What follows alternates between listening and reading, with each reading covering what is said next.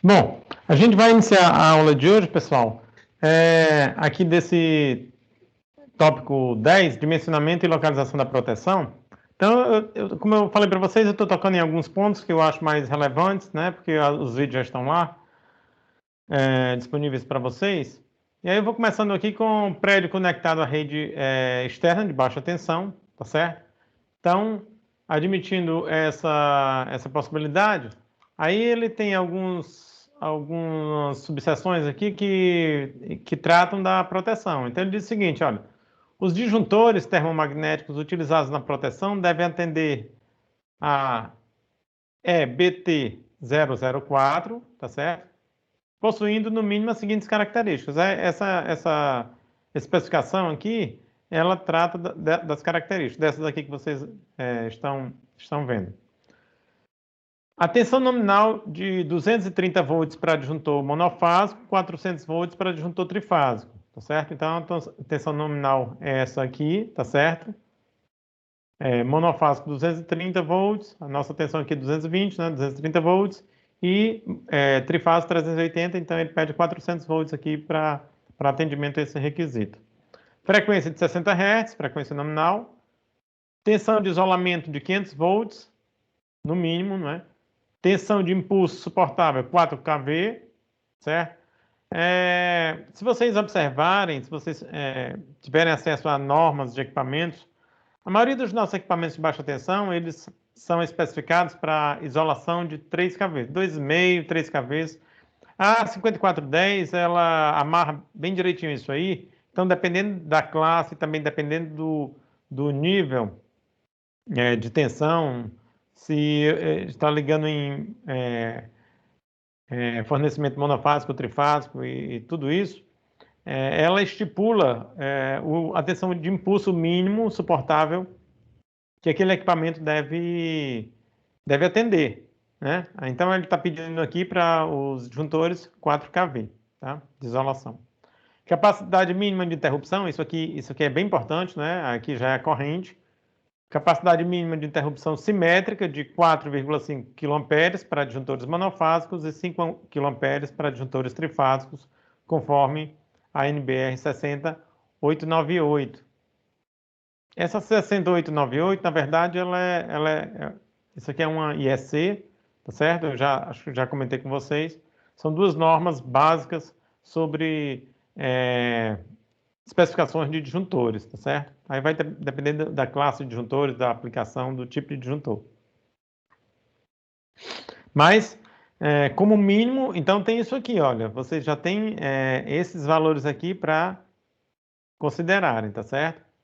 Não posso ter um disjuntor inferior a 4,5 kA, né? Capacidade de interrupção simétrica.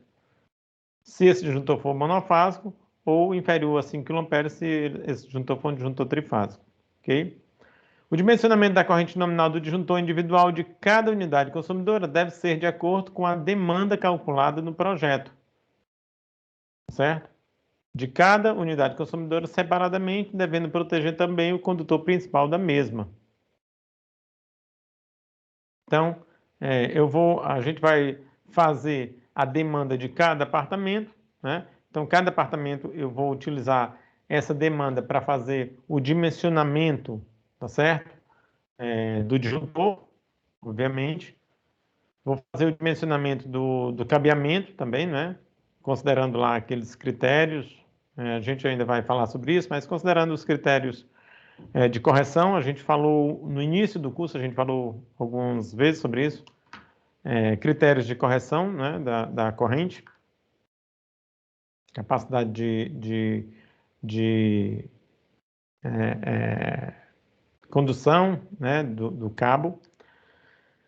E eu vou fazer isso também para o prédio como um todo, né, para o alimentador geral. Então, vou pegar a demanda total, a gente vai aprender hoje ainda como é que faz isso, quem ainda não viu os vídeos. E aí, vou utilizar também a demanda para fazer o dimensionamento do disjuntor geral, tá certo? Assim como para o condutor do alimentador principal.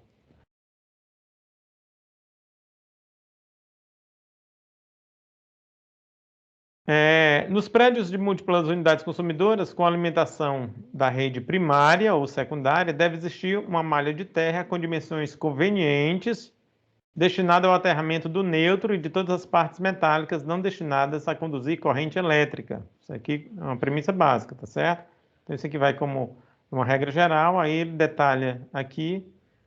Para prédios conectados à rede externa de baixa tensão, exige-se que a malha de terra contenha um número mínimo de 3 eletrodos, devendo, em qualquer caso, a resistência máxima, a qualquer época do ano, ser inferior a 25 ohms, tá?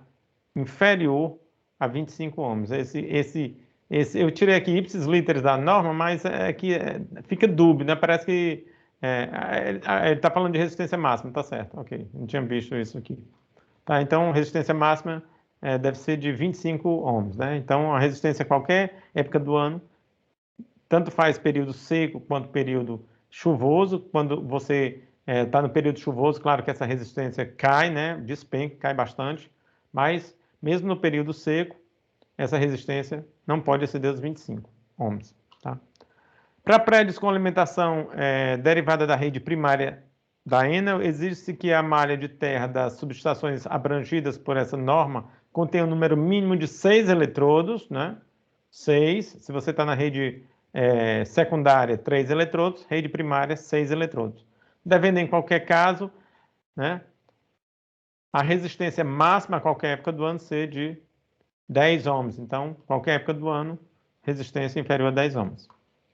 Isso aqui como regra básica, tá certo? Mas é claro que a melhor, isso aqui, a norma, a ET 126, ela exige isso, tá certo? Porém, existe uma norma específica, uma norma brasileira em esfera nacional, tá? Esfera federal, que é a NBR 5419, então tem os seus 4 módulos, e aí ele vai tratar sobre isso e vai tratar melhor esse tema, né, de forma mais específica, mais detalhada do que a ET 126. Aqui são as premissas, não pode ter nada superior a isso, isso aqui é o mínimo, tá? Mas o mais adequado é fazer conforme a NBR 5419. Muito bem. Agora a gente vai falar um pouquinho, pessoal, sobre o cálculo da demanda. Como é que se calcula a demanda? Eu falei para vocês que na nova norma, nova ET, né, 942, ela simplesmente não traz mais esse cálculo da demanda. A gente vai usar a antiga norma ainda, ET 126, a precursora da 942, e vai utilizar o mesmo critério, tá? Do que era utilizado até bem pouco tempo atrás, até o ano passado. Então, ele diz o seguinte, olha, existem 2 critérios, área útil e carga instalada. A gente vai primeiro para a área útil, porque esse critério de área útil diz respeito a edifícios residenciais, ok? Então, esse critério para o cálculo da demanda, ele vai ser aplicado ao edifício residencial de uso coletivo em função da área útil do apartamento. A gente vai considerar como área útil apenas a área interna dos apartamentos, tá? Muito bem. A demanda total do edifício deve ser determinada em função da área útil do apartamento padrão e da quantidade de apartamentos do edifício, adicionado à demanda do condomínio. Então, para o cálculo da demanda total, eu vou pegar a demanda do condomínio e somar com a demanda das unidades consumidoras e aplicar um fator de segurança, certo? Vou fazer dessa maneira. Em edifícios com grupos de apartamentos de áreas diferentes, deve-se utilizar para o cálculo da demanda a média ponderada das áreas envolvidas. Então, é muito comum, pessoal, que vocês se deparem aí, na vida de vocês, com quem for para essa área, evidentemente, com prédios onde você tem apartamento tipo, né, de 2 modelos, 2 ou 3 modelos distintos, né, com áreas diferentes, tá certo? Então, para você fazer esse cálculo, quando você tem diferentes áreas, você usa o valor da média ponderada. Ou seja, pega o número de apartamentos, multiplica por aquela determinada área e soma, entendeu? Com os demais. Então, digamos, você tem 40 apartamentos, um exemplo bem rasteiro. 10 apartamentos tipo A, 10 apartamentos tipo B, 20 apartamentos tipo C. Então, o que você vai fazer? Você pega 10, multiplica pela área do apartamento tipo A, mais 10, multiplica pela área do apartamento tipo B, mais 20, multiplica pela área do apartamento tipo C, e depois divide tudo pelo número total de apartamentos, os 40, certo? Aí você vai ter, no final das contas, a média ponderada dessas áreas, tá? E assim que se faz, ok? Até por uma recomendação da própria norma. Bom, então a gente vai começar primeiro por esse primeiro critério que a gente falou, né? Primeiro critério é critério da área útil, tá certo? E isso aqui vai servir sempre para apartamentos residenciais de uso coletivo, tá? O outro critério, ele vai ser para prédios não residenciais. Então vamos primeiro para esse aqui. Então ele diz, olha, o cálculo da relação KVA por apartamento pode ser realizado através da equação 3, essa daqui que vocês estão vendo, tá? Ou através da tabela 15. A norma, ela traz uma tabela, para você não precisar utilizar esse cálculo, aí ela traz uma tabela, ok? Traz uma tabela que retrata justamente essa conta. Mas aí tem, claro que a tabela não vai trazer todos os valores, então, vez por outra, você vai se deparar com um valor onde não está tabelado, mas você já conhece a equação para calcular. Aí diz o seguinte, olha, se a área útil for acima, o que não é muito comum, tá certo? Mas vamos que aconteça. Se a área útil do apartamento for acima de 400 metros quadrados, um apartamento bem grande, utilizar diretamente essa tabela. Por quê? Porque, utilizar diretamente a equação 3. Por quê? Porque a tabela não traz, ela só traz valores até 400 metros quadrados. Eu acho que ela traz valores a partir de 42, se não me engano, 43, alguma coisa assim. 40, 42, até 400, tá certo? Aí o que tiver fora, vocês utilizam essa área. E aí lá na frente ele vai dizer quando o apartamento for muito pequenininho, a gente vai considerar o valor de 1 kVA. Mas deixar chegar lá para a gente chamar atenção sobre isso. Para apartamento com área útil até 400 metros quadrados, utilizar tanto essa equação quanto a tabela 15. Tá? A tabela 15 ela vai trazer até 400 metros quadrados, ela vai trazer esse valor, tá certo? Então, isso aqui seria a demanda em kVA de um apartamento, esse D área, e A seria a área útil do apartamento em metros quadrados, certo? Bem simples de se utilizar. Se você não quiser recorrer a essa equação, você recorre à tabela da norma, tá? Até 400 metros quadrados, ele tem lá os valores. Muito bem. Aí eu trouxe aqui a tabela para mostrar, quer dizer, um fragmento da tabela para mostrar a vocês. Aí diz o seguinte, olha, se a área, aí ele fala, esta tabela é aplicável na determinação da demanda individual dos apartamentos até 400 metros quadrados de área útil. Se a área útil estiver compreendida entre 20 e 42 metros quadrados, deve ser adotado o valor de 1 kVA por apartamento. Ou seja, apartamento bem pequenininho, 1 kVA. A partir de 43 metros quadrados, você faz ou por aquela equação ou via tabela até 400 metros quadrados. Acima de 400 metros quadrados, aí o jeito é recorrer àquela equação, porque a tabela já não traz esses valores. Muito bem, tem mais coisa, tá? Ali é a tabela 15, tem a tabela 16, fator de diversificação. O que é isso? Fator de diversificação, olha só. Ele fala, a tabela 16 traz os fatores de diversificação de carga em função da quantidade de apartamentos. Aí vocês estão vendo aqui, olha. 6 apartamentos, 5,8. 21 apartamentos, 18,04. 120 apartamentos, 68,34.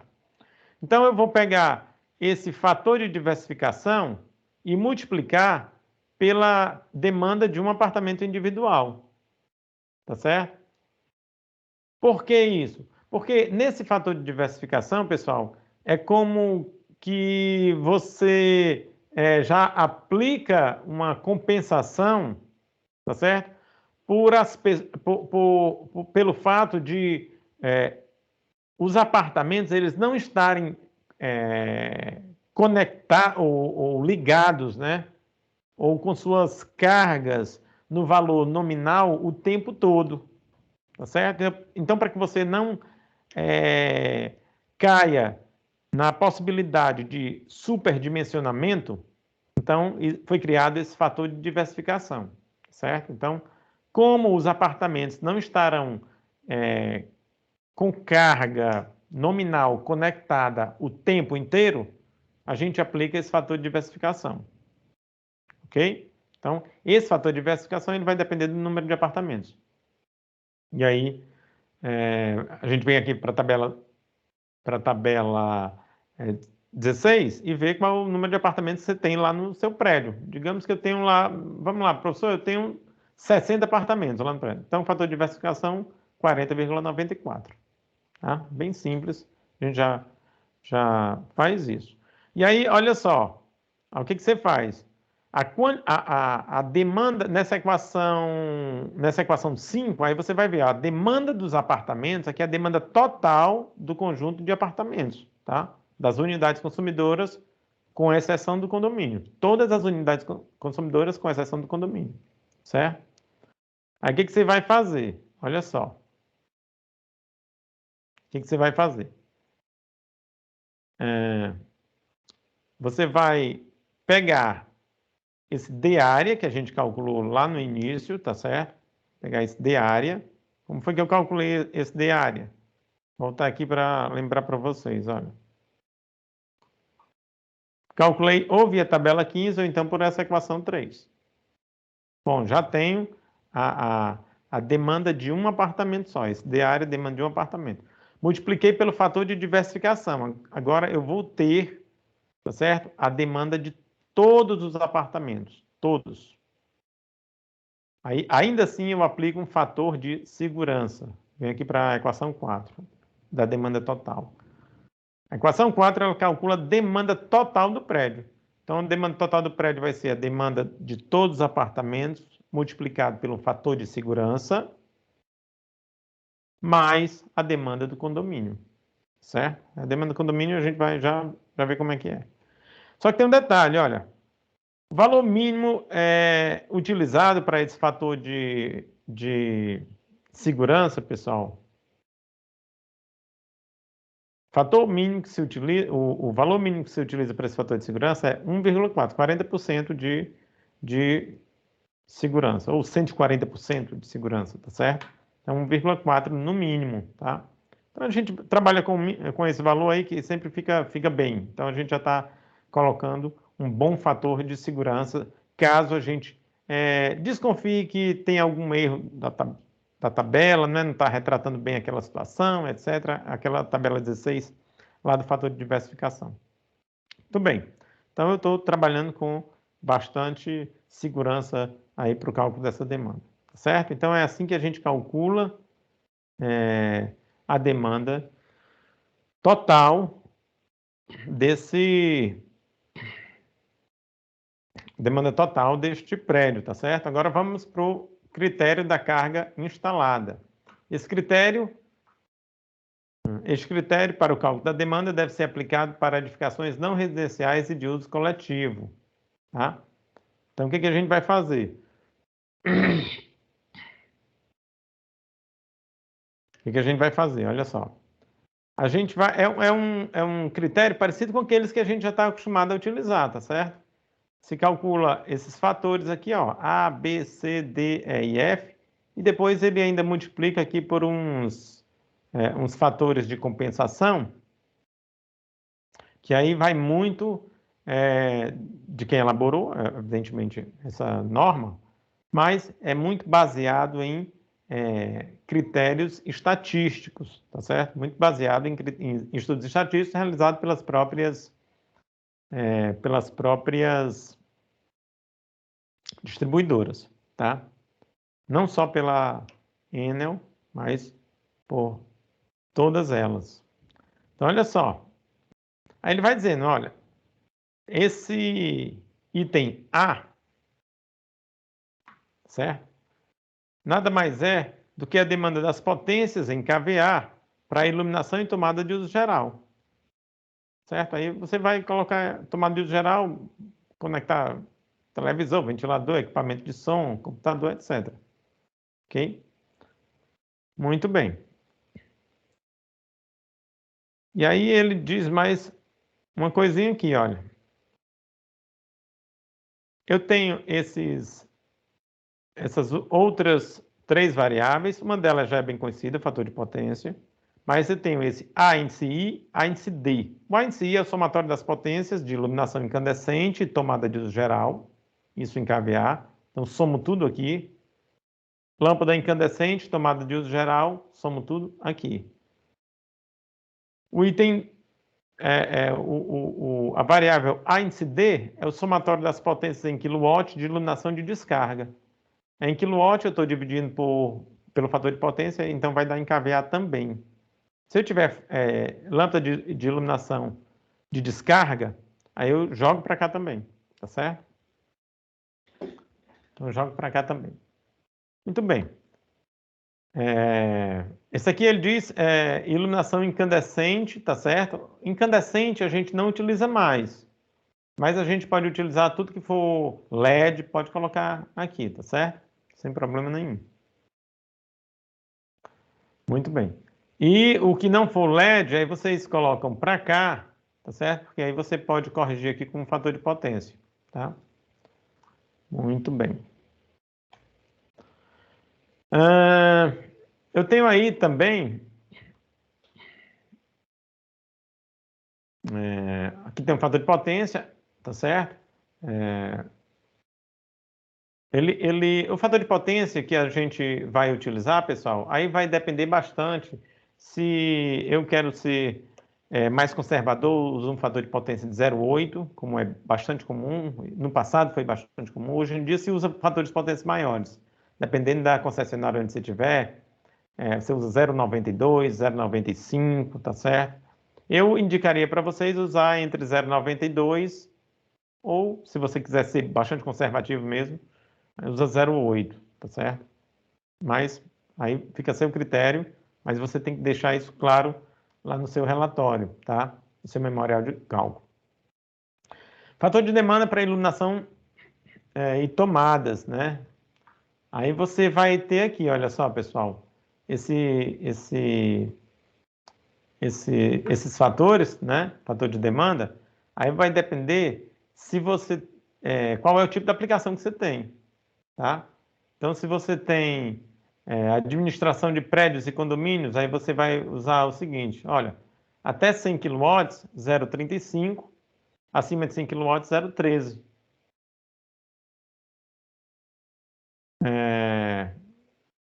É difícil de apartamentos e conjuntos residenciais, aí você vai utilizar isso aqui, olha.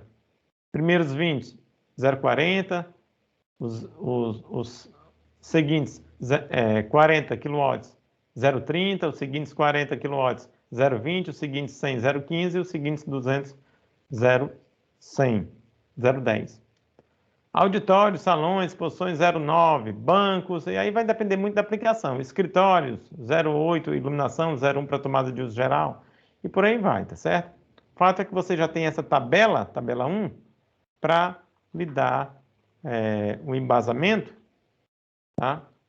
Para lhe dar um embasamento para que você utilize aqui, tá certo? Para que você utilize esses fatores de demanda aqui para o critério desse item A, certo? Como critério desse item A.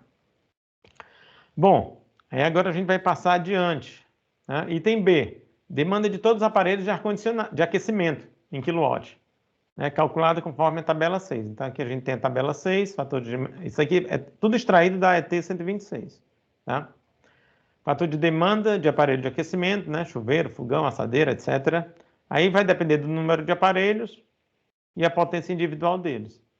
Até 3,5 kW e acima de 3,5 kW. Professor, eu tenho 6 aparelhos, certo? 3 deles são vamos fazer um número distinto. 2 deles são até 3 kW e os outros 4 acima de 3,5 kW. Então, 2 eu vou multiplicar por isso, e os outros 4 eu vou multiplicar por isso. Tá certo? Como multiplicar a potência deles, né? O número 4 vezes a potência de cada um, digamos que seja 4 kW, 4 vezes 4 vezes 0,50. O outro, vamos dizer que seja 2,5, são 2. Então, 2 vezes 2,5 dá 5, vezes 0,75. Então, depois somos tudo, tá? Então, é assim que a gente vai fazer. Item C. Demanda de todos os aparelhos de ar-condicionado em quilowatts calculada conforme as tabelas 4 e 5. Né? Aqui as tabelas 4 e 5. 4, fator de demanda de aparelho de ar-condicionado para uso residencial e fator de demanda de aparelho de ar-condicionado para uso comercial. Certo? Faltou o L, a tabela ficou em cima do L. Tá? Então, também mesma coisa. Vou recorrer a essa tabela e fazer direitinho lá como está sugerindo a norma. Item D. Potência nominal em quilowatts das bombas de água do sistema de serviço da instalação. Não considera a bomba de reserva, certo? Então, para cálculo de demanda, pessoal, a gente nunca considera circuitos de reserva. Eu já falei para vocês isso, né? A gente só considera os circuitos de reserva para o cálculo da potência instalada, certo?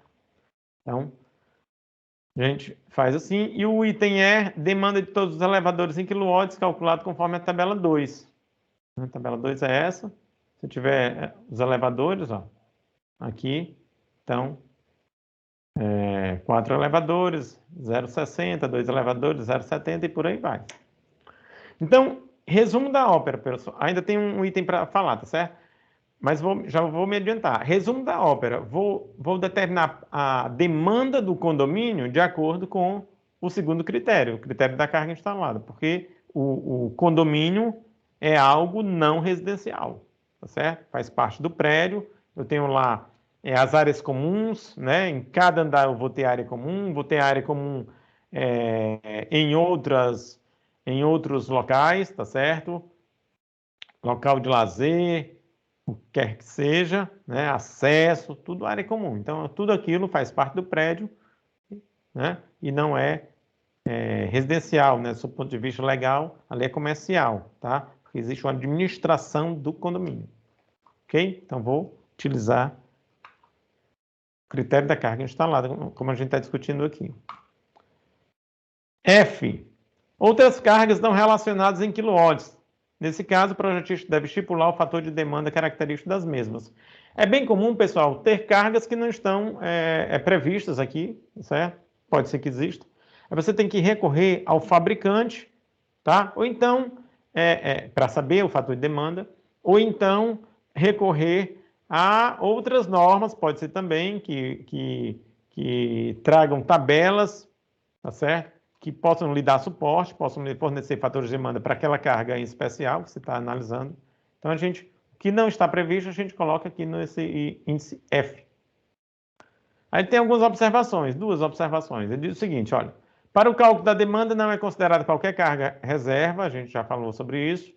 Para conjuntos de prédios com mais de um bloco, cada um deles deve ter alimentador independente a partir da fonte, ou seja, rede externa ou transformador interno. Caso a Enel julgue viável, pode ter uma única alimentação. A localização dos postos de transformação ficará a critério da Enel, certo? Então, como regra geral, se eu tenho mais de um prédio, cada prédio tem que ter a sua alimentação individual saindo lá da rede externa, se for transformador, se for subestação aérea, ou se for da rede interna, se for um transformador interno, que seja ele abrigado ou não, geralmente abrigado, né, para uso residencial, tá? Então, essa é a regra geral. Pode ser que em casos especiais a Enel conceda essa exceção, tá certo? De você ter uma alimentação só e depois fazer uma derivação, mas as alimentações precisam ser individualizadas. Muito bem, então vamos seguir. Agora aqui a gente tem uns exemplos, tá? Vou começar aqui com um exemplo. A gente vai discutir alguns exemplos e depois a gente vai finalizar a aula só tratando com vocês sobre as diversas possibilidades, né, para o fornecimento de energia em um prédio de múltiplas unidades consumidoras. A gente tem 4 possibilidades, tá certo? E eu quero discutir isso com vocês para a gente fechar a nossa aula de hoje. Então, olha só, solução aqui. Sim, vamos ver o que é o exemplo, né? Exemplo 1. Edifício exclusivamente residencial com a mesma área útil por apartamento. Então, eu tenho todos os apartamentos com a mesma área. Aqui é um caso bem clássico, é bastante comum, tá certo? Bem fácil da gente resolver. Número de apartamentos 72, todos os apartamentos iguais, mesma área útil, 60 metros quadrados. Então, vamos calcular logo aqui, de cara, tá certo? A demanda dos apartamentos. Então, o que a gente vai fazer? Então, vou recorrer à tabela 15. Olha só. Área, 60 metros quadrados. Então, eu tenho 1,36 kVA para a potência desse apartamento, para a demanda dele, tá? 1,36. Aí eu vou recorrer agora à tabela 16, ok? Tabela 16. Então, 72 apartamentos. Então, o fator de diversificação, 47,66. Vou multiplicar os dois. 1,36, 47,66. Tenho aqui 64,82 kVA. Então, já tenho a potência dos apartamentos. Digo melhor, desculpa, já tenho a demanda dos apartamentos em kVA. Então, os apartamentos eu já tenho. Fator de segurança que eu vou utilizar, 40%. 1,4, tá? Agora falta a gente ir lá para o condomínio, ok? Aí para o condomínio, eu tenho essas cargas aí. Iluminação em tomadas, já está tudo destrinchado aí para vocês, né? Condicionador de ar, 18.000 BTUs, são 2. Tem uma potência unitária, tem uma potência total. Elevador, eu tenho motor trifásico, 380, 15 HP. Esse elevador de 15 HP, pessoal, bastante comum, tá certo? Bastante comum, eu diria que é o mais comum, porque é um elevador, assim, bem genérico, número de pessoas bem adequado, tá certo? Então, bastante comum, 15 HP. Muito bem. Conjunto, né? Motor, claro, motor e inversor. Ambos especificados para 15 HP. Muito bem. E aqui nós temos bomba d'água, né? Trifásica também, 2 CVs. Não sei por que eu coloquei... Ah, não fui eu não, isso aqui foi a própria Enel, isso aqui é tirado de lá. Se não me falha a memória, é retirado da própria norma, esse exemplo. Micro-ondas, 2.000 watts, certo? E sauna, 2.000 watts. Bom, eu fiz essa contarada toda aqui, pessoal. Aí deu 75,326, acima de 75 kW. Tá? Acima de 75 kW. Muito bem. Aí o que eu vou fazer? Olha só. Vou aplicar essa equação, né? Não residencial, então vou aplicar o critério da carga instalada. E aí vou cobrir todos esses subitens aí, A, B, C, D, E e F. Os que tiverem, evidentemente, né? Então vamos lá. Primeiro, iluminação em tomadas. Aí eu vou dizer, olha, é administração de prédios, né, condomínio. A potência é até 100 kW, então vou aplicar o fator de demanda 0,35. Já foi de cara, ó, 20 vezes 0,35, 7 kW. Tá certo? Muito bem. Demanda de aparelhos de aquecimento, né? Tabela 6. Então, tem 2 aparelhos até 3,5 e um aparelho acima de 3,5. Vou fazer individualmente, depois eu somo. Então, deu 11,1. Certo? Muito bem. Essa é a tabela ainda do exemplo da conta anterior que a gente fez. Agora, ar-condicionado, né? Tabela 4. Certo? Então, eu tenho aqui 18.000 BTUs, tá certo? 0,85, fator de demanda. E aí eu vou ter que fazer essa conta, não é? 2 vezes 1,67 é a potência dele, vezes 0,85 fator de demanda, deu 2,84. 3 motores de 2 CVs, tá? 3 motores trifásicos. Aí eu vou... calculei aqui, ó, os 3 vezes 0,736, eu converti para quilowatt, depois multipliquei esse 2 vezes o 0,736 convertendo para quilowatt, né? São 3 motores. Então deu 4,42, tá? E o fator de demanda é 0,65 quando eu tenho...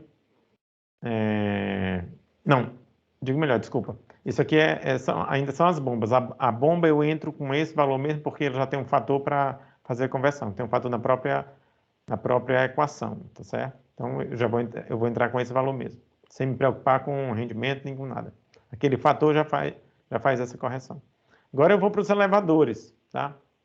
Os 3 elevadores, tem lá fator de demanda 0,65 e vou multiplicar os 3 elevadores pelo fator de demanda e pela potência, né, 15 HP e a conversão, 0,746 para converter para quilowatts. E aí tenho lá essa minha conversão. E eu também tenho um fator lá no item E para poder fazer a conversão para kVA. Muito bem, vou jogar todo mundo, tudo que eu calculei, não vai ter o item F, tá certo? Então vou jogar tudo que eu calculei aqui nesta equação, tá? Vou jogar tudo que eu calculei nesta equação, e aí eu vou ter A, B, C, D e E, certo? Fiz a conta, aí cheguei a 44,08 kVA, certo? 44,08 kVA. E para fazer o cálculo da demanda total do edifício, eu vou recorrer à nossa equação geral, acho que é a equação número 4, essa daqui, a que eu mostrei para vocês lá atrás. Pego a demanda de todos os apartamentos, multiplico pelo fator de segurança, 1,4, depois somo com a demanda do condomínio. Certo? Então foi isso que foi feito. A demanda eu tenho aqui, ó, 143,83 kVA. Ok, pessoal? Então, professor, a minha demanda deu 143,83 kVA. Transformador que eu preciso, qual seria? Neste caso. Então, é preciso instalar um transformador de 150 kVA. Tá certo? No mínimo. Aí eu tenho um pequeno detalhe aqui para tratar com vocês sobre isso. Tá? Essa mesma norma, tá certo? Essa mesma norma da Enel, tá? Ela exige, e também a ET 125, não é? Para quando você tem alimentação em média, quando você está tratando de subestações, mas é exigido que você tenha 30%, pessoal, de reserva técnica para potência. Ou seja, você deixe 30% de reserva aqui, tá certo? Até 30%, né, de reserva para como reserva técnica para essa subestação, tá certo? Aqui a gente tá bem no limite mesmo, a gente está deixando muito pouco aqui. 143 para 150. Aqui a gente tem o que? Talvez 5% de reserva técnica, tá? 10% 14, 5% 7, acaba que vai dar por aí mesmo. Uns 5% de reserva técnica. Então, não seria um absurdo você mudar para o próximo transformador. O problema é que o próximo transformador, os transformadores assim, eles são escalonados, né, a fabricação em termos de potência. Então, o próximo é o 225, né? Você tem o 112,5, tem o 150 e tem o 225. Quer dizer que você já vai operar ali, vai deixar muito mais do que 30%, tá certo?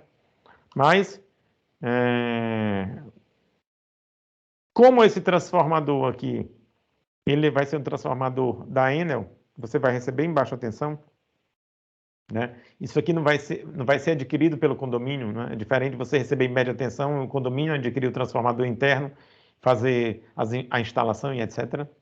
Mas você tem que especificar esse transformador, a gente está especificando aqui, mas é só deixar essa observação aqui para vocês, que geralmente se exige 30% aí de reserva técnica, até para você poder absorver qualquer expansão que haja, tá certo?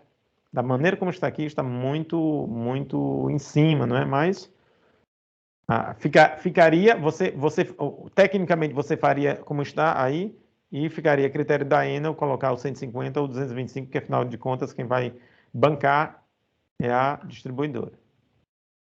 Vamos partir para o próximo. Segundo exemplo, ele diz respeito, certo?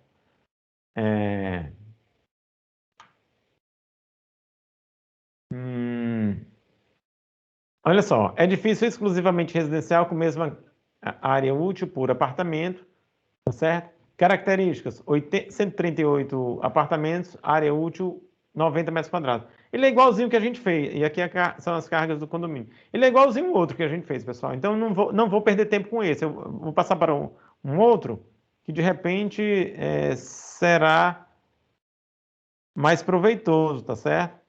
De repente, será mais proveitoso. Deixa eu só pesquisar aqui onde é que estaria o outro.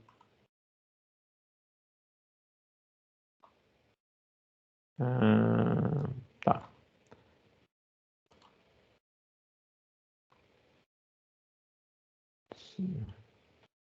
Só um minutinho, pessoal.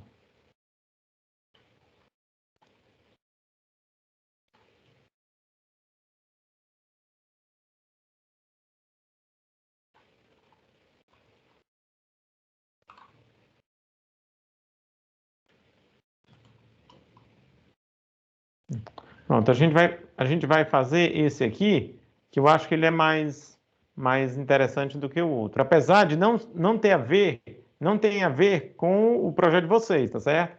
Porque o projeto de vocês é puramente residencial. Aqui a gente está misturando, está mesclando as coisas, tá?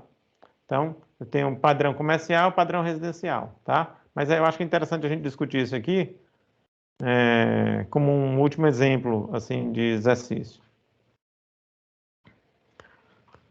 Então, olha só, ele diz o seguinte: edifício residencial e comercial. Então, eu tenho aqui padrão residencial, padrão comercial. Tenho 36 apartamentos.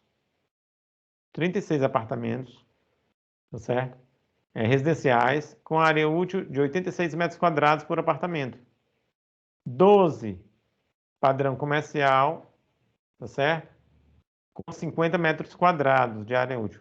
E aqui eu tenho as cargas da loja, né? Porque esses 12 aqui são lojas, né? Comerciais. E eu tenho também a carga do condomínio. Isso aqui diz respeito às áreas comuns. Então vamos seguir. Então, primeiro de tudo, tá certo? Eu tenho aqui a área dos apartamentos, né? A área dos apartamentos residenciais são 86 metros quadrados, o que me daria 1,88 kVA por apartamento. São 36 apartamentos, o que me daria 27,1 de fator de diversificação. Então, vou multiplicar ambos. Cheguei aqui a uma potência, a uma demanda, né, em kVA de 50,95. Vou deixar isso aqui separado, tá? E agora, eu vou fazer a demanda das salas. Como não se trata de acomodações residenciais, tá certo? Então, aqui no caso comercial, eu vou utilizar o critério da carga instalada, como também vou utilizar no condomínio, tá certo?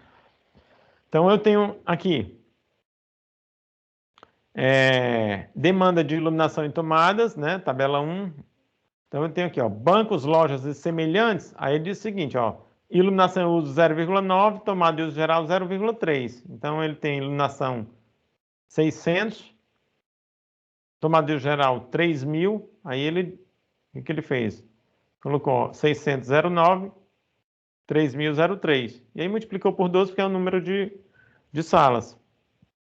E aí, cheguei aqui, naquele item A, relativo à iluminação e tomada de uso geral. Não foi falado nada sobre tomada de uso específico. Digo melhor, desculpa. Tomada de uso específico tem bastante. Não foi falado nada sobre iluminação com lâmpada à descarga. Então a gente vai deixar quieto, tá certo? Muito bem. Vou fazer o item B, tá certo? Aparelhos de aquecimento, tá? Então eu tenho aqui 12 aparelhos cuja potência é inferior a 3,5 kW, né? 12 aparelhos, porque é um aparelho por loja, tá certo? Então, só para que vocês recordem aqui, deixa eu voltar um pouquinho, certo? Então, eu tenho aqui, olha só, micro-ondas, tá? Então, são 12 aparelhos de micro-ondas, um em cada loja. Por isso que eu estou aplicando mais aquele critério. Muito bem. Então, cheguei... Não, não é isso não, isso aqui a gente já fez. Pronto, 12 vezes 1 vezes 0,45, cheguei a esse valor. Continuar aqui. E ar-condicionado, é o que tem, tá certo? Então, ar-condicionado de 12.000 BTUs, né? Fator de demanda 0,86, tá? Entre 11 e 20. E eu vou ter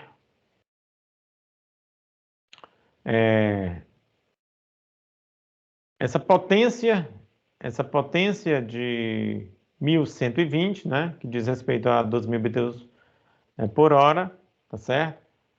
O fator de 0,86, 12 é o número de lojas e 2 é o número de aparelhos por loja, né? Cheguei a esse valor de 23,17.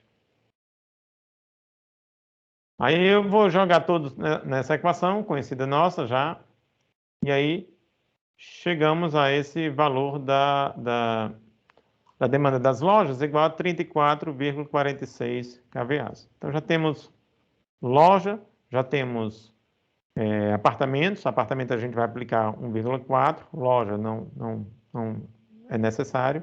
E agora vamos para o condomínio. Condomínio a gente tem essa carga aí bem parecida com a outra lá, tá certo?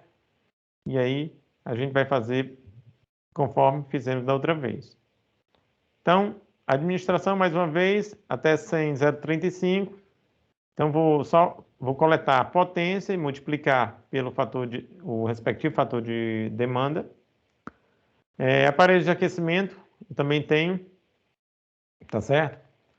São 2 aparelhos de 1 kW, fator de demanda 0,75.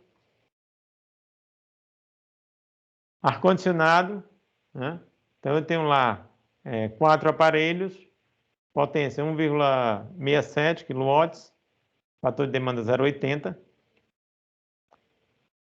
Bomba d'água eu tenho 2 potências distintas, né? Uma de 2 CVs e outra de 6 CVs.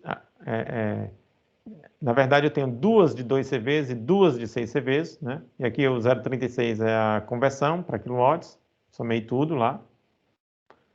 Os elevadores, eu vou ter 4 elevadores, tá certo? Vou ter potência do elevador, vou ter, aqui é 15 HP, né? Fator de demanda 0,60, certo? Fator de demanda 0,60. E a conversão 0,746 para converter o 15 HP para quilowatts. Então, eu cheguei a 26,86. Jogando tudo na equação, cheguei a essa demanda de 52,86. Quando eu somar tudo, pessoal, né? Apartamento, mais loja, mais condomínio. Então, a gente vai chegar a 158,65 kVA, cujo transformador aqui ultrapassou 150, então seguramente o 225 kVA, tá certo? Então, seria dessa maneira que nós realizaríamos essas contas, tá certo? E aí, para fechar, né, todas aquelas maneiras, tá certo? Todas aquelas maneiras de nós obtermos o fornecimento de energia, tá certo? Eu digo nós, enquanto prédio de múltiplas unidades consumidoras, onde eu tenho condomínio e onde eu tenho unidades consumidoras residenciais, tá certo? E ou comerciais. Então, olha só. Se o consumidor é residencial ou comercial único, tá certo? Uma casa, tá certo? Um escritório, tá? Ele é único. A potência instalada foi inferior a 75 kW, então ele vai ser regido pela ET 124 e suas revisões, última de 2019, e vai ser atendido pela rede aérea, vai ser atendido em baixa tensão. Tá?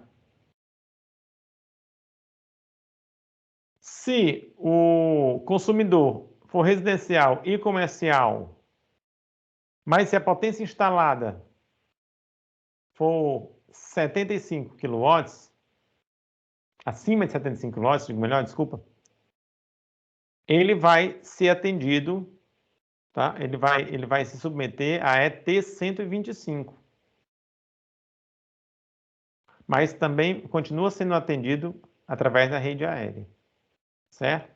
ET 125, por quê? Porque a ET 125 ela diz respeito a atendimento em média tensão, ok? Então, consumidor residencial ou comercial único, cuja potência for maior do que 75 kW, ele vai ser regido, regulamentado pela ET 125, atendimento em média tensão, mas continua sendo atendido através da rede aérea, tá? Muito bem. Aí você diz, professor, qual é a diferença entre esses dois? Qual é a diferença entre esses dois? É que esse camarada, eles dois terão tarifações distintas, né? Eles dois terão tarifações distintas. Esse aqui a tarifação será menor. Muito bem. Múltiplas unidades consumidoras. Agora já estou na PMUC, que é o nosso caso. Número de unidades acima de 6, que é onde a gente se enquadra, tá certo? Número de unidades acima de 6. Vertical, ótimo. Vertical, então, é T 126, tá? É T 126. Aí você diz, olha, a potência instalada ficou menor ou igual a 75 kW. Então, ele vai ser atendido pela rede aérea, tá? E vai ser atendido em baixa tensão, ok? Potência instalada inferior a 75 kW, atendido pela rede aérea em baixa tensão.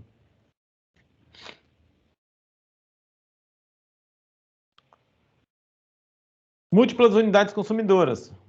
Agora a gente vai pegar a PMUC e vai abrir, né? Ali era a regra geral, agora a gente vai abrir todas as situações possíveis. São 4 situações que a gente pode ter. Primeira situação é quando a potência de cada unidade consumidora é inferior a 75 kW e a potência do condomínio, potência instalada que eu estou falando, tá certo, pessoal? E a potência instalada do condomínio também inferior a 75 kW. Aí você realiza o cálculo da demanda e você vai incluir no cálculo da demanda tanto a unidade consumidora quanto o condomínio, como foi esse o caso que a gente fez aí. Tá? Atendimento através da rede secundária de baixa tensão, na maioria dos casos, grupo B. Aí você diz, olha, segunda situação, a potência do condomínio também, a potência instalada tanto do condomínio quanto da unidade consumidora ficou abaixo de 75 kW. Aí você vai realizar o cálculo da demanda, vai incluir unidade consumidora e vai incluir condomínio, mas caso essa demanda fique acima dos 600 kVA, no caso lá de cima, para o cálculo da demanda, você utilizou tanto as unidades consumidoras quanto o condomínio, mas o cálculo ficou abaixo dos 600 kVAs. Por isso que você está sendo atendido pelo grupo B. Aqui ficou acima dos 600 kVAs. Aí você diz, olha, atendimento através de rede primária de média tensão, tá certo? Continua no grupo B, tá? Subestação abrigada interna ao condomínio com investimento da concessionária e empreiteira. Ok? Então, isso aqui é o mais comum de se acontecer, tá? Grupo B, mas você tem uma subestação abrigada. Professor, quer dizer que nem sempre que eu tiver uma subestação abrigada dentro da minha propriedade, eu estou sendo atendido eu sou consumidor do grupo A, ou seja, eu estou sendo atendido, eu saí da condição de baixa tensão para a condição de média tensão? Exatamente. A condição de você sair de baixa tensão para média tensão, ela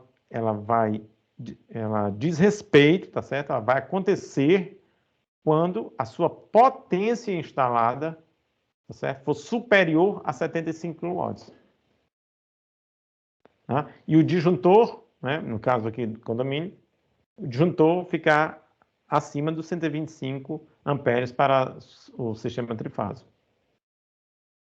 Ok? Então, quando isso acontecer, aí não tem jeito, grupo A. Tá? Se não for assim, então você vai continua sendo atendido, você vai ser atendido através da rede de média tensão, né, a rede primária, mas você é grupo B, porque a sua potência está aqui inferior a 75 kW. Muito bem. Agora vamos ver, às vezes mais casos, e aí são situações com mais exceções. Potência instalada de cada unidade consumidora ficou abaixo de 75 kW, que é o normal, né? É o normal. Mas a potência instalada do condomínio ficou acima de 75 kW. Certo? Aí, quando você for fazer o cálculo da demanda, você vai incluir somente as unidades consumidoras. Você não vai calcular. Aí, depois eu vou voltar para um exemplo, né? Primeiro que a gente fez, só para a gente contextualizar melhor isso aqui que a gente está falando. Aí, o cálculo da demanda vai incluir somente as unidades consumidoras. E se esse cálculo der uma potência inferior a 600 kVA, aí você vem para cá. Ó. Condomínio atendido através da rede primária, né? E ele agora faz parte do grupo A. E as unidades consumidoras atendidas através da rede secundária, certo? As entradas são separadas. Muito bem. Quarta situação. A potência do condomínio a potência instalada também ficou superior a 75 kW, a potência de cada unidade consumidora inferior. Eu faço o cálculo da demanda incluindo somente as unidades consumidoras, mas a demanda ficou acima dos 600 kVA. Aí você vem para cá, olha só. Condomínio, ele continua sendo atendido através da rede primária, né? Subestação própria, tá certo? Grupo A, ok? Subestação própria. Essa subestação, professor, significa que é interna? Não, é o condomínio, é uma coisa pequenininha, então é um transformador aéreo, tá?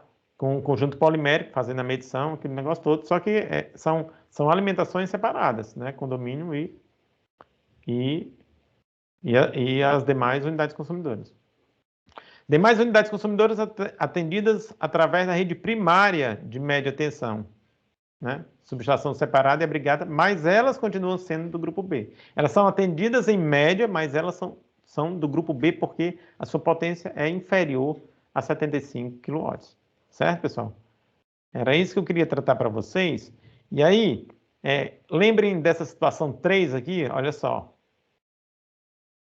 Situação 3. Potência instalada do condomínio acima de 75 kW. Potência de cada unidade inferior a 75.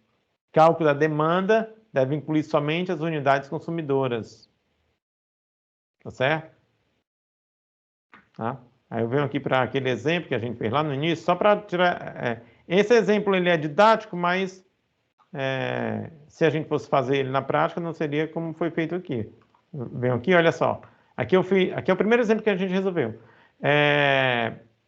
Condomínio, digo melhor, desculpa, apartamentos, né? Aí calculei aqui o condomínio. Quando eu fiz, desculpa, aqui. Quando eu fiz aqui o levantamento de carga, aqui ficou acima do 75, ficou no limite aqui, tá certo?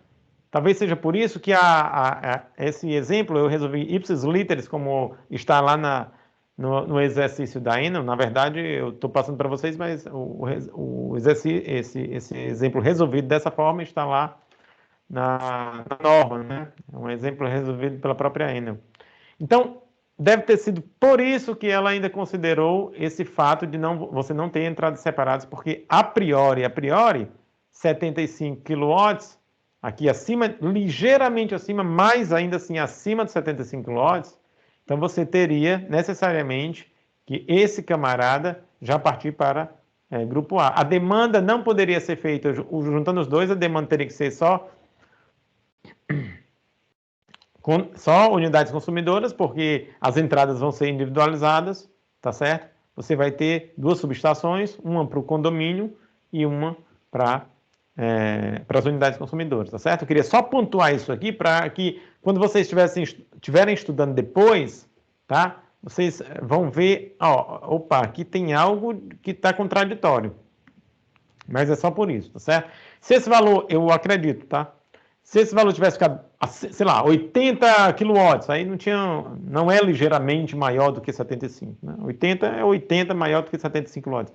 Então, provavelmente ela ia resolver de uma outra forma e ela nem teria utilizado como um exemplo básico, né? Tirava aqui um pouquinho de carga, tá certo? Para isso aqui ficar abaixo do 75. Ela resolveu como se esse valor aqui de potência instalada tivesse dado abaixo de 75 kW, tá certo? Então, queria só pontuar essa questão aqui para vocês, para que não fique estranho,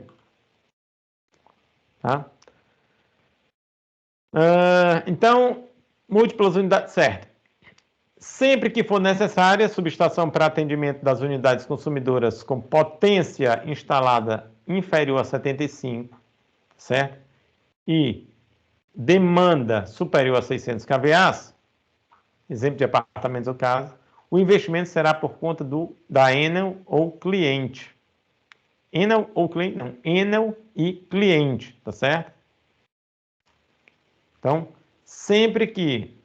vou ter dois casos aqui, só para a gente finalizar a nossa aula e a gente tirar qualquer dúvida sobre...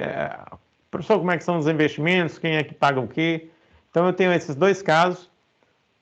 Potência instalada inferior a 75 kW, o que sugere atendimento, clientes do grupo B, tá certo? Clientes do grupo B, tá? Mas a demanda de tudo ficou acima dos 600 kVA. Demanda acima de 600 kVA, você vai precisar de subestação interna. Aí é que ele diz, olha, o investimento será por conta da Enel / cliente, então vai ser dividido esse investimento, será dividido, tá? Aí você diz, sempre que for necessária subestação para o condomínio, por ocasião desse critério aqui, de potência instalada superior a 75 kW, então professor, a gente fez as contas, a potência individual de cada unidade consumidora, a potência instalada individual de cada unidade consumidora ficou abaixo do 75, mas a potência do condomínio ultrapassou o 75, deu 85 kW. Então, entrada individualizada, o condomínio já passou para o grupo A, tá certo? Ele vai precisar de uma subestação separada para ele, conjunto polimérico, a subestação vai ser uma subestação pequena, tá certo? Que você vai calcular a partir da demanda do condomínio, etc e tal, vai fazer a demanda dele, né, separado. Vai ser uma subestação pequena, porém, ela vai precisar de um conjunto polimérico, tá certo? E você vai ter o investimento todo por conta do cliente para essa subestação separada. Certo? Pessoal, vocês estão me ouvindo? É que o meu O microfone aqui, ele falhou. Tá com muito ruído, professor. É mesmo? Dá para entender, mas tem muito ruído.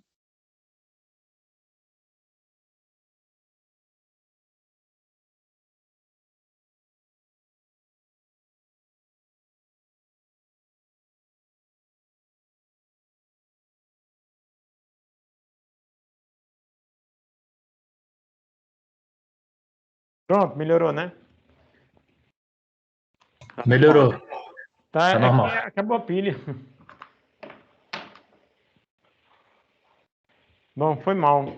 Quando acontecer assim, vocês notariam uma ruideira diferente, pessoal? Pode avisar, porque eu estou olhando para a câmera e eu não noto. Aqui aí eu bati o olho aqui, o LEDzinho estava apagado, eu disse, eita, ferrou. Ok, pessoal? Então eu espero que vocês tenham entendido. Tem alguma dúvida sobre isso, pessoal? Alguma coisa que vocês queiram perguntar? Os temas que eu queria discutir hoje, na aula de hoje, era isso para a gente encerrar as ETs e a gente começar, a gente fazer na quarta e na sexta, teremos aula, né? Quarta e sexta, só dimensionamento de condutores para a gente matar isso semana que vem.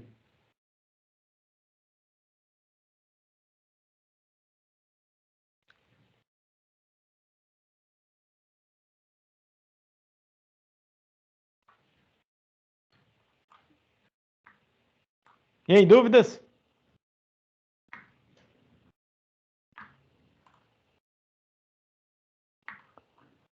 Bom, parece que vocês não têm dúvidas. Então,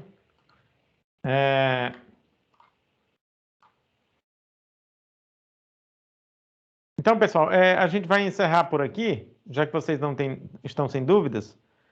E a gente se encontra na quarta-feira, tá certo? E eu sugiro que vocês vejam os vídeos sobre o dimensionamento de condutores, para que a gente possa fazer uma aula assim, com bastante fluência, né? Para que a gente entre em detalhes, a gente detalhe tudo bem direitinho aí para vocês, mas para isso vocês precisam ver lá os vídeos, tá certo?